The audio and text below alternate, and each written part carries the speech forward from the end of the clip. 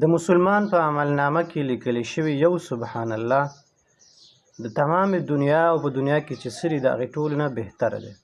ولی چې دنیا یو داسې څیز دی چې دا ختمېدونکی دا فاني ده، دا به ختمیږي، او عملنامه د انسان یو داسې شی دی چې دا به تر قیامته پورې انسان سره ځي، یعنی قبر ته به هم دا د انسان سره ځي. نو لہذا خپل عملنامې هغه د نیکو نه ډکې کوي، نه چې کوم دی د بدو نه، ځکه چې آخرت کې به ستاسو په کار راځي. د قیامت ورځې ته یوم الحسرت هم ویلی شي، یعنی د افسوس ورځ. ولې په دغې ورځ باندې به خلک افسوس کوي، کاش چې ما ته لږ یو 10 منټه سوا میلاو شوي او ما پکې د الله ذکر کړی وی، کاش چې ما ته یو دومره ټیم میلاو شوی ما پکې دا کار کړی وی، ما پکې دا کار کړی وی.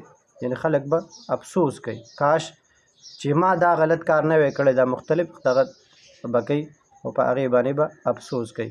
نو چې بیا افسوس کوئ نو د افسوس نه مخکې وي احتیاط ضروري دی. نو چې افسوس وروسته کوئ نو د هغې نه ضروري خبره دا ده چې مطلب تاسو خپلې عملنامې د نیکو نه ډکې کوئ. السلام علیکم ورحمة الله.